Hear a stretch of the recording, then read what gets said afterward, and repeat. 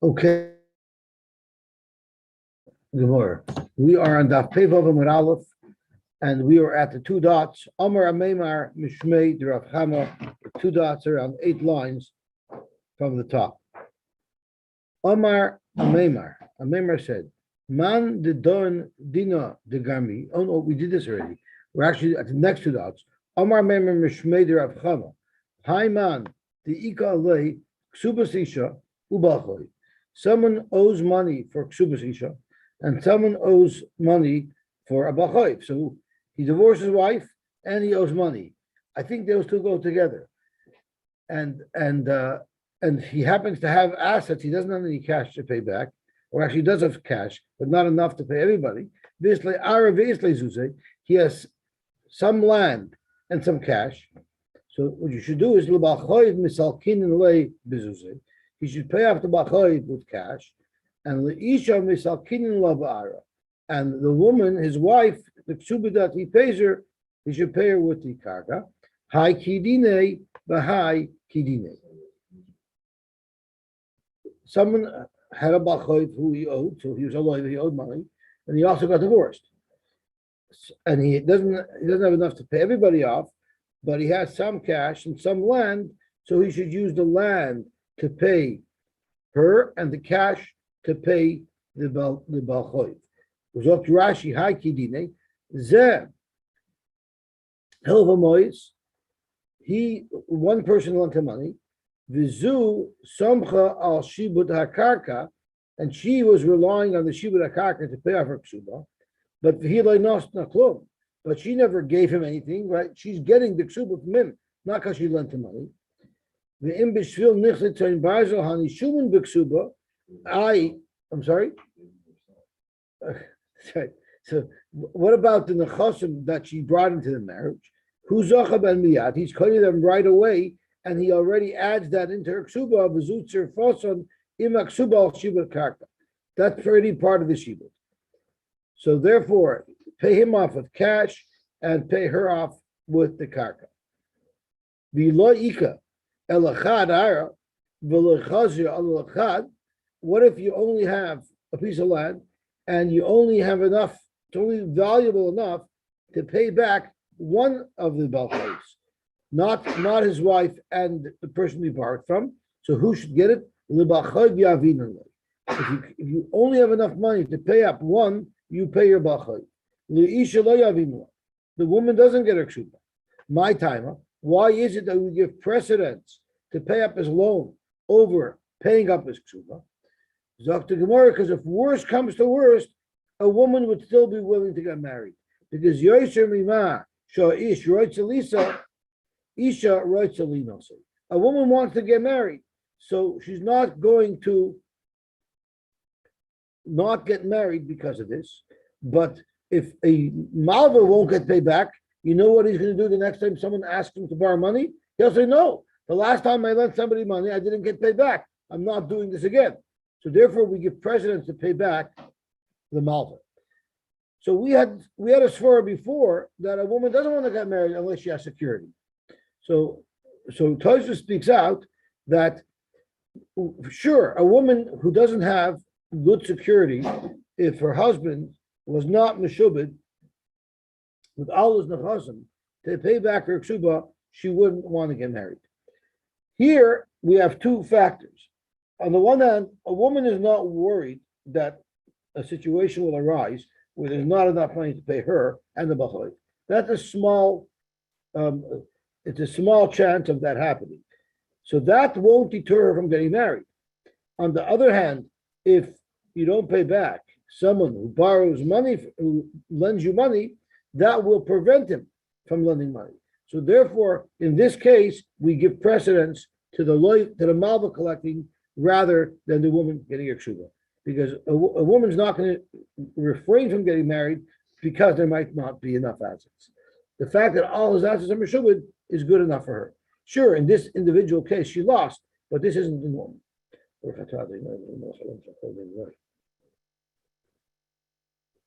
Thank you, Monty. Zok to Gemara. Amalei, Rapapa, Rapama. Rapapa asked Rapama, Vadai, is it true? Dam Risu Mishmei de Rava that you said the following halacha in the name of Rava? Haiman the maske bezuse.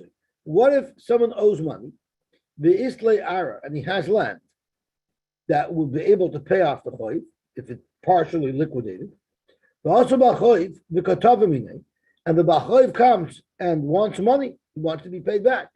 The amar lei, and the loiva tells the malva, zil shekol ma'ara.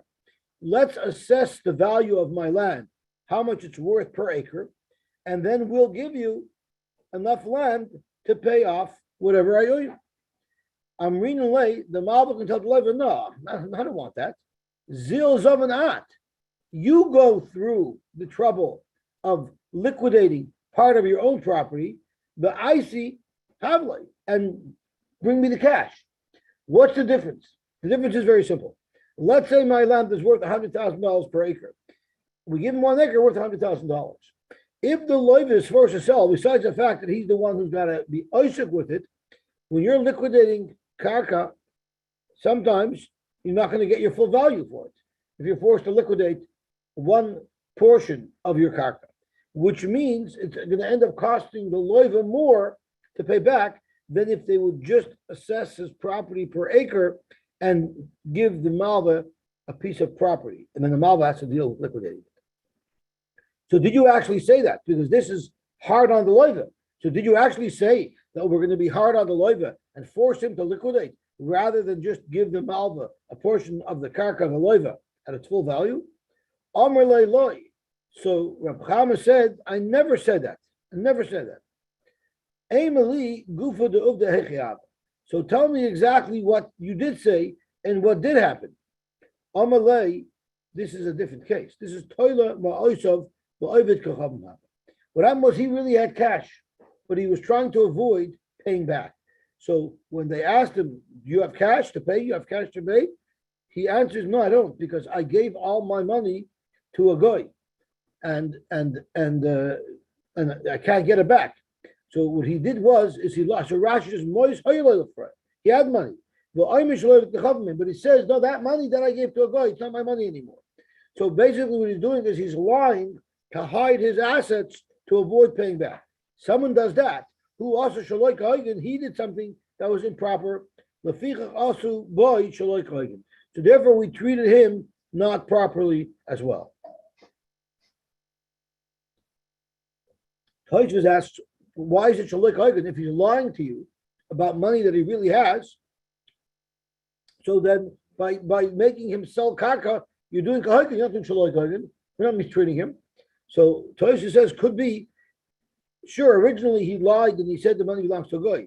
But what happens if eventually that's what happened? And when you came Mitaka didn't have money, you'll still, since he got into the situation by first trying to avoid paying, we will punish him and we will force him to liquidate part of his car. Amr Rav Kahana, Rav Papa. So Rav Kahana told Rav Papa, the armored priest Balchov mitzvah, according to you, holds that there's actually a mitzvah deraisa to pay back the chayiv. And there's actually a big shayla in the Rishonim. Where does it say in the Torah that you have to pay back a balchayiv? Rashi says, if we look at the first wide line in Rashi at the bottom, priest Balchov mitzvah love lefarachayvay ula ames devarav. Well, you know why? Because otherwise he's lying, because he promised to pay back.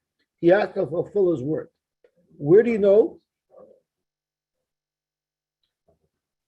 There wasn't start. When a person borrows money, he's committed to pay back. Isn't that what borrowing means? That I'm going to pay back?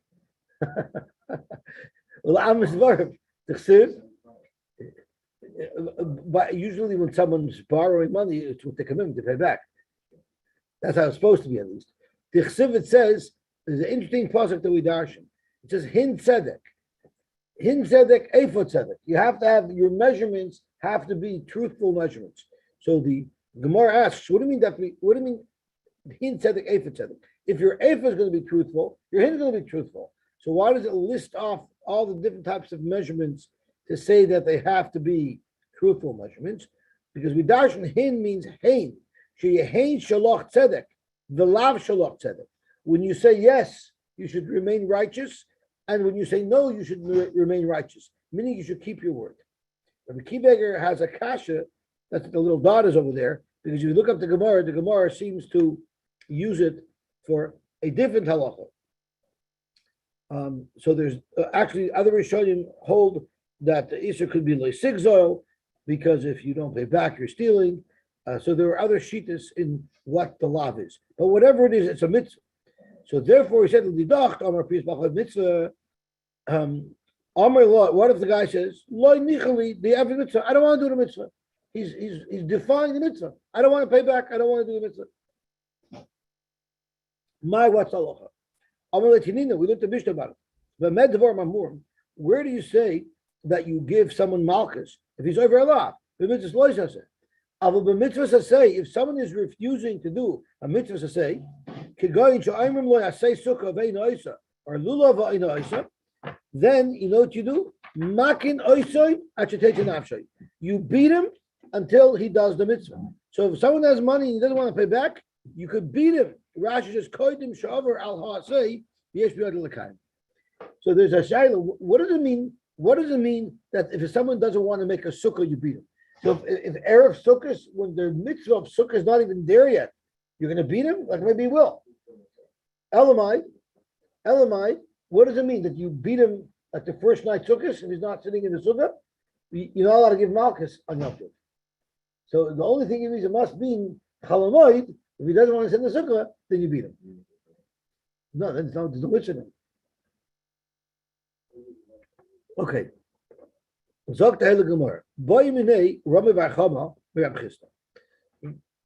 if someone told his wife, and we're going to see how this is relevant to our sugi in a moment. This is your get, but it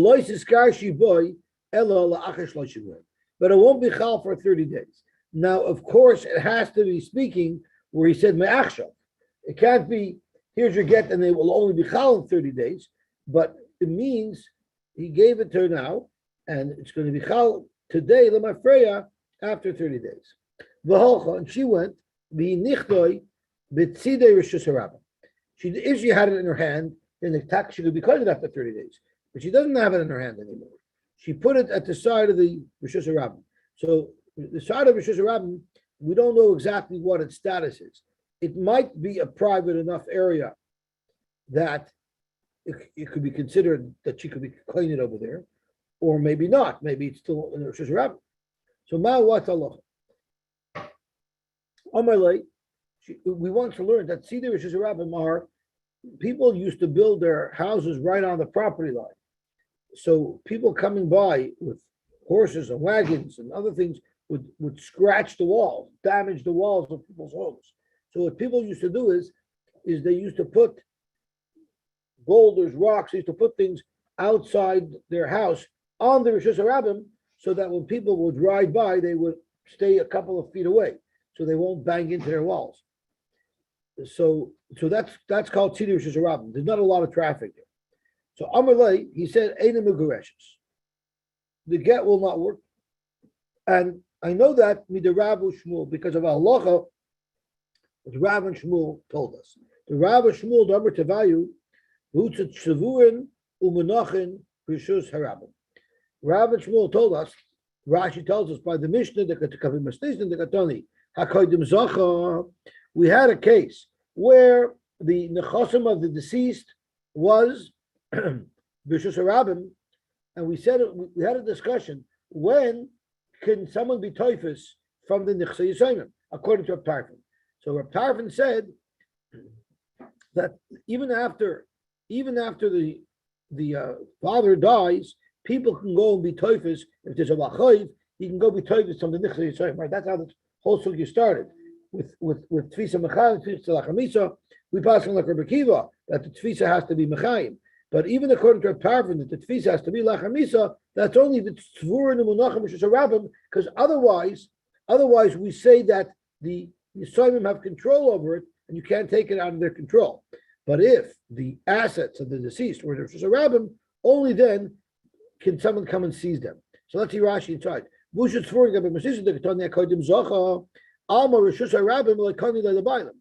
that proves the fact that Rav and Shmuel said that a third party can come and seize it. Only if it's Rosh Hashanah, Well, that teaches us that clearly, when it's in Rishus Harabim, it's not in the control of the children. Unless you actually lift it up. So if she puts this get in Rishus Harabim, the get is not in her Rishus to allow the Gershon Chayli, to allow the Gershon to be Chal in 30 days. So, and we add to that the Tzidei Rishus Harabim, Rishus Harabim dam. In our case, the get is not in Rishus Harabim, where Rabbi Shmuel said, according to Parfin, you could seize the property. Rather, it's at the side of Rishus Harabim, but we're proposing that, we're opining that Tzidei Rishus Harabim will have the same status as Rishus Harabim. Dr.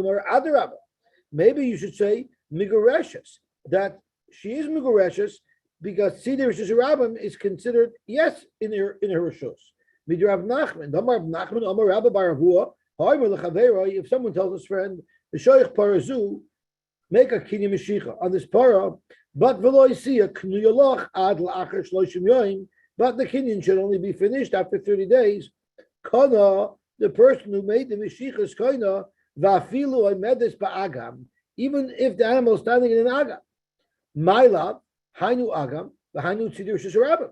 Agam is similar to tzidei Rishus Harabim because it's technically a public place, but it's not a place where you'll find many people. So let's compare the two, and there it says it is kind of. You can't bring a raya from an agam. Agam l'chud, the tzidei Rishus Harabim l'chud. Agam may be private enough that your kinyan there will work, but tzidei Rishus Harabim is busier than the agam, and you cannot compare the two. There it wouldn't be again. Ikadamri, there are those who quote the story as having gone differently. Amarle Migureshes. First, he said that it would be Mugureshes. So Rab Chisda answered at first that she would be Mugureshes if the get was left, the Tzidei Rishus Harabim, Mida Rab Nachman. And we're bringing the raya from Rab Nachman, where Rab Nachman says that if the animal was left in the agam after 30 days, it would be koina. And we'll say that Tzidei Rishus Harabim is ka'agam dami. And on that, the Gemara says, no, Adarabba, ain't a Mugureshes. She wouldn't be Mugureshes, Mida Rab Shmuel. My love, Hainu Rishus Harabim, Hainu Tzidei Rishus Harabim.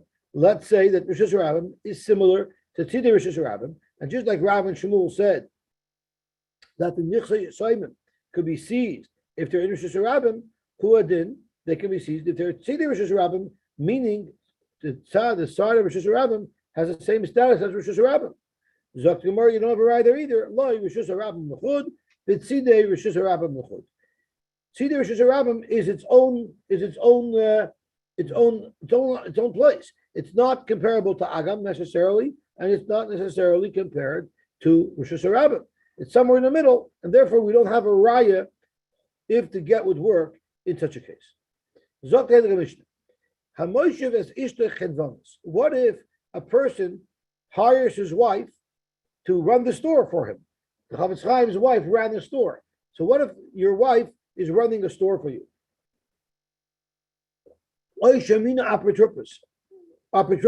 Or he gave her some type of responsibility to take charge of the spending of money. The halacha is,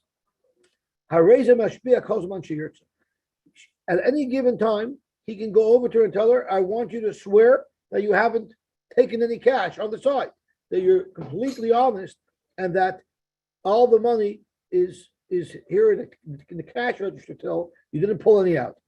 So he could be mashpia her. Could he do it to a regular apotropos? I believe he could. So, but he could do it even to his wife.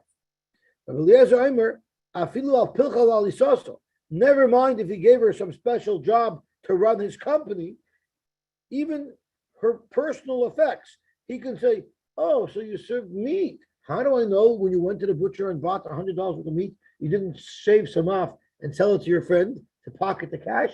He can make her swear even on to personal items that she's doing in the house that she's not stealing from him. So no, we're going to soon see that it's not. It doesn't make for a good marriage. Iboilu, Rabbi Eliezer Ayidei Gilgal Kamar. This that Rabbi Eliezer said that you could even force your wife to swear that she didn't shave off from what's going on in your household, is that dafka the giggle, meaning if any way she has a chiyuv to swear al tapatrupas, he can say once you're swearing al tapatrupas, swear as well about our personal effects in the house that you're not selling them behind, you're not selling them out the back. Or does he hold a person can actually harass his wife and make her promise, make her swear about items that are regular. Let's see Rashi. You heard that the Tanakama said, but not other personal items. Even through a gilgul shvus apotropsis, the Chacham hold you cannot force her to swear. The keeping the shvus apotropis derabbanan, since the chiyuv of an apotropis to swear that he didn't steal anything is derabbanan. Why is it derabbanan? The loika toin leiteveya tain is buried. The teveya doesn't have any clear information to make an accusation. He just wants to make sure that no one's taking from him. So he's going to ask him to swear. That's not a strong enough shvua. I just want you to swear, even though I don't have a taina. You don't make a gilgal shvua, such a shvua, which even the shvuas apotropos itself is only drabon to shvacha mandate for a shvua because no one's making an accusation. That won't create a gilgal shvua.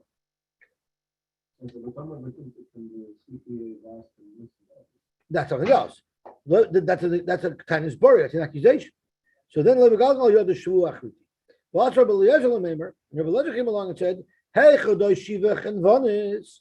If she had a job that she worked from, she was running a store. Migudim ishtaba apotropsis. If he's making her swear for that, then mishatava nami al yidei gilgal.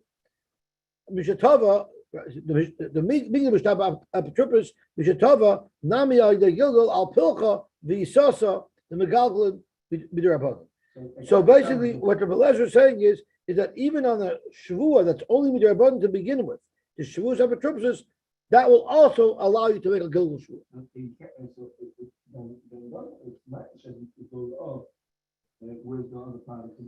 That's on this side of the shaila. Or maybe he even says lechatchila that loy mina apotropia still mashpia pilcha shari apotropis, because technically everything she does at home there's also an apotropis. So that is the shaila. If Rabbi Eliezer would agree that you can make her swear even for apotropis alone. So Zaktimar Tashma, let's bring a raya. Amul Rabbi Eliezer. The Chachamim told Rabbi Eliezer, how could you say that someone could be mashpia his wife on household articles? Ein adam dor im nachash b'kfifa. How can you expect a woman to live with a man who's so makpid that's making her swear for every nar shuzach that she didn't take away any butter? It's not normal to live that way. So Zaktimar, Amit b'shlema lechatchila shapir. If Rabbi Elazar's shita is that lechatchila you can just make her swear on personal items, shapir, it makes sense why the Chachamim are saying that this is an impossible situation for this woman to live in, because every narishkeit he's making her swear. But if you're going to say that he cannot just make her swear, only if anyway she's swearing out apotropsis, well then my nafkalamina. Why would it bother her? It's not like he can harass her and heckle her with shvus. The shvus apotropsis, anyway he can force her to do, and that's something that's reasonable. The Amr, so Zok Gemara, no. Even if he's only making her swear the gilgal, that's also a situation that you can say, I'm not willing to tolerate. The Amr Lay, she's going to tell him, Kivin de Kadaikas Basroi Kulahai, since you're such a nudnik and nitpicking on every narishkeit, even though you can't do it any time, only Aideya Shuas Apotropsis, but the fact is you're still nudniking me and you're makbid on every narish thing. Therefore, I don't want to live with a man like you. So Toshma, let's see if we can bring another raya, whether or not Rabbi Eliezer is saying that the shvua on their own personal effects could be done independent of anything, or only if she's swearing on top of triples. Toshma.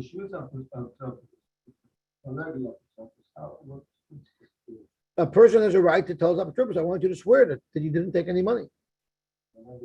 That's what it seems so, yeah. usually when you get into a job, as I'm doing president or this, he has to swear. Kaitin alles. So when you swear him in, that's how it's called. It's every now and then. It seems like you're allowed. I don't know Klor the halachas, but it seems like yeah, he's allowed to make us swear. Tashma, Haresha loy potter is ishtoi min another. What if we're going to learn the Mishnah in a second that he has a right? He could tell her when he marries her, "I'm never going to demand from you any shvuos. I trust you. I love you. I'm never going to demand from you any shvuos." What if a person didn't do this? So it's a regular marriage. So he didn't part his wife in another with a shvuah. He appointed her to be a chenvenis, to run his store. Or she not patropia, or he made her be in charge of hiring workers, or basically he gave her power to spend money for him. He can make her swear whenever he wants. So it's pretty clear, whenever he wants.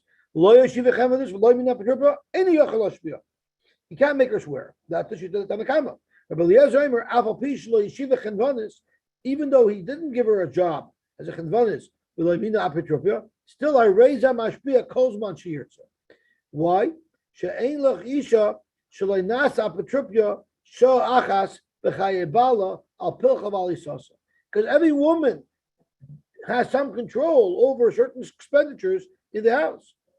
So Amrullah, they told Rabbi Eliezer, you cannot make her swear for these things because ein adam dar im nachash b'kfifa. You can't make a woman live with a man who's going to make her swear for every little thing and not trust her in anything. Shemamina, clearly from this dialogue, where Rabbi Eliezer said, "Afilu you see clearly, you see that Rabbi Eliezer allows a husband to pester his wife with shvuos, even though she doesn't have a great position of responsibility. She's just doing her regular household items. He can make her swear that she didn't squirrel away money.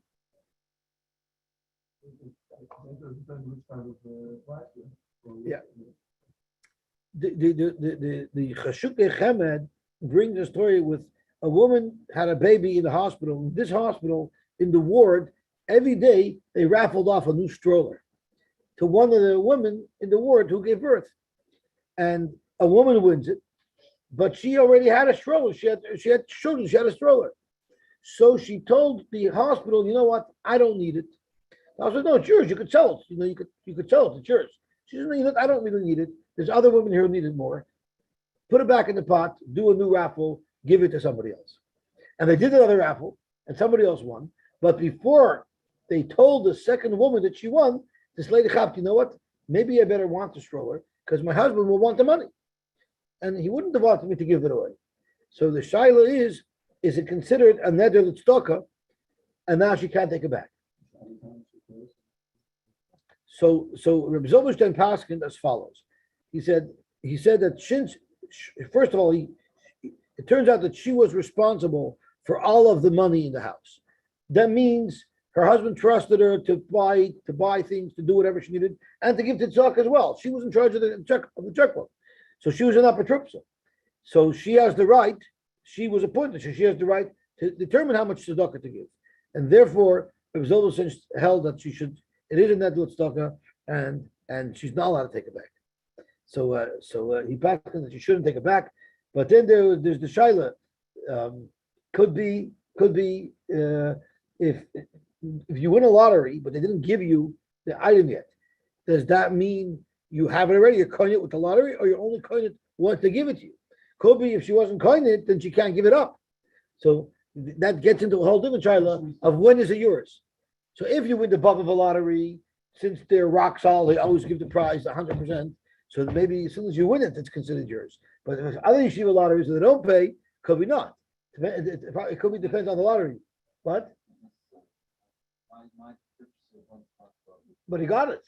He got it in full. Yeah, but he got it. He still got it in full. He still got it in full. I'm talking about when I won a trip to Yisrael, and then the yeshiva calls me up and says, "Yes, you want a trip to Yisrael, but we can't afford it. Can you just be Michael?" So that happens too. Somebody won a lottery, and then they checked and saw that the credit card didn't go through. They didn't know what to do. The root cast and call them and tell them Zoom that you want, that it didn't go through. If you want, so everything's going to say, okay, I can't do Okay, then it's just, like, if he's gonna say, I'm just don't bother me. The last, they told him, and he said, no, that order this, and he just lost the back house. Oy vey, oy vey. Zog the Gemara. Cause of law, neder is shvua en li alayich. What if he told her, when he married her, he told her, I'm never going to demand a shvua from you. I trust you. I'm never ever going to demand a shvua from you. So basically, he was moichel his right to demand a shvua from her at any time. Right, the previous, it's not, if he didn't do it. That's right, because the Gemara knows the next Mishnah. Normal, the regular marriage means a regular marriage where he didn't. He wasn't moichel. Because of the neder ushvua en li alayich, ein yachal ashpia. He can't be mashpia. Aval mashpihu es yoshel. If she dies and her yorshim want to demand the ksuba, he could make them swear. What type of shvu would they swear? Rashi says that we don't know of any payment that our mother got from you. That's a bar b'shusa, or anyone else who's coming in her shoes. For instance, if she sold the rights to her shvu. What if he says neder ushvua ein li alecha v'al yorshecha v'al haboy b'shuscha? So then he's giving out that right as well. And yachal ashpia lo he v'lo yersheh v'lo yesaboy b'shusha. Avol yershav. But if he dies and they're collecting the tshuva from his yorshim, they never made that commitment. So therefore, they are mashpin oisav v'shoshev v'saboy b'shusha. What if he said neder shvua ein li v'lo li yershai v'lo l'boy b'shusi? So no one from me or even my children have a right to make you swear, or val yorshech val bar b'shusach. Well, then einu yachal lashpia. He can't make her swear. Lo yu v'lo yorshev. His yorshim can't make her swear either, because he's already relinquished that right. And v'lo yabam b'shusach. Anybody who's coming from his side has no right to make them swear. And lo yosav v'lo yorshev, sign not her and sign not her yorshim lo yabam b'shusach, because he gave everything up. Now we have a new case in the Mishnah. What happens if she was not an apotropos and holcha mikever baila lebeisavia? She went straight from her husband's burial to her father's household. So there's no after her husband died, she didn't engage in any apotropsis on behalf of the assignment. And the Gemara is going to clarify precisely what this case is referring to. Or she went lebeis chameha but she didn't take on any new responsibilities. The Yarshim cannot force her to swear. We're going to soon see it means based on apotropia that she did for her husband in the past. They could only make her swear if she engages in the new apotropia for them. The Imnasis apotropia, if she became an apotropis for them, then a Yarshin mashpi noisa ala osid lovon. They could make her swear for anything that she does in the future for them, but the ein mashpi noisa al masha over. But they can't make her swear on apotropia that she had done earlier. Shvua my avidita. What shvua are we talking about? So Rashi ezes shvua stam sheisha chayeves lebayla or what type of shvua are we talking about that he's referring to when he's being moichel the katani the chiloi patra mashpia the chipatra ein mashpia. Our Mishnah says that if he tells her, I'm not going to demand the shvua of you, she doesn't have to make the shvua. So what type of shvua are we referring to? Shvua my avidita. Amar bidu marav. It's alapotropia. It means if he gave her a specific job, that's what it's referring to. Alapotropia shenases b'chayav. That's what he means to say. That's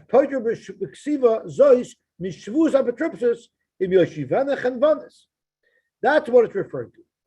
But Rash Aval in Pagma Kesubos, what if she accepted part of her ksuba payment?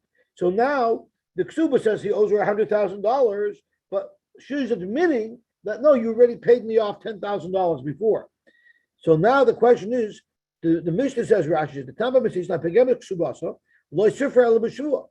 Once she admits that she had already received partial payment for her ksuba, she cannot ask for the rest of the payment unless she swears that she's entitled to it. Because now the ksuba already has a pagam in it, because we know that he doesn't owe her what it really says in the ksuba. So I'm sorry. It's similar to that, but moed b'miktzas is when you're asking me for money. Here she's asking him for money, right? So it's not moed b'miktzas. But but it's not the case of Moed Mitzvahs where it's a Chiyuv Shvu Deraisa, but technically it's Moed Mitzvahs. So Lo Niftar Mi Oisha Shvua. That Shvua shall never become potter from Aidei Tnaizeh. The Chipotter Lo Mishvua, when a husband tells his wife, I'm not going to demand a Shvua from you, he's referring to Apitripsis. He's not referring to a Shvua that you would have to make to collect a Ksuba that was partially paid. The Chipotter Lo Mishvua is the Karami Hu Allah. It's a Shvua that he puts on her because he's initiating it. You're my Apitripsis, I want you to swear. That's what he's giving up. He garma l'nafsha, but a shvur that she caused herself by saying that she accepted some payment, loy pater law, he's not intending to absolve her from that shvur. But Rav Nachman Amar Rabba Baravua is al pagemes ksuba. It's even al pagemes ksuba, even on a pagam ksuba, he wants to say, I'm not even actually to swear for that. Also, Rav Mordechai, and there's actually a machlekes showing him, what about, she wasn't pagemes ksuba, but there's an erecho that said he paid up. So if an Eirecha says he pays, once again she has to make a shvua. So there's a machlekes showing him if such a shvua he's moichel as well. So also Rav Mordechai went Amar l'shmaita kamei Rav Ashi. He said the following halacha in front of Rav Ashi, and this is what he said: B'shlomo l'man Amar ala pagemes ksubasa. I understand if it's ala pagemes ksuba, if that's the only place where he's giving up the ksuba. I'm sorry, even al pagemes ksubasa, like Rashi says, v'kol mishvus apetripya to be kol shvu patra. Bishlam, according to the Mandamar, who holds that when he's giving up his right to make her swear, it's all shvus across the board. The maska adaita, she at the time will think, at the time where they're getting married, she'll think, I might need money one day. Vishaklina miksubasai. And I'll ask my husband to prepay me some money from the ksuba. V'omer lei, and I'll ask him. That's why she asked. At the time of her marriage, she asked him. She's thinking to herself, "What if I need some of the ksuba? It's going to mess me up because then when I have to collect the rest of the ksuba, I'm going to have to swear." So at the time, she'll already ask him, "V'omer lei, ksoivli, please write for me and commit to me." At the time of their marriage, she's asking. You won't make me swear. So we understand why this would come up at a marriage, that she's asking to be absolved over shvus, because that's something that a woman can anticipate that I might need some money. I want to buy you a good.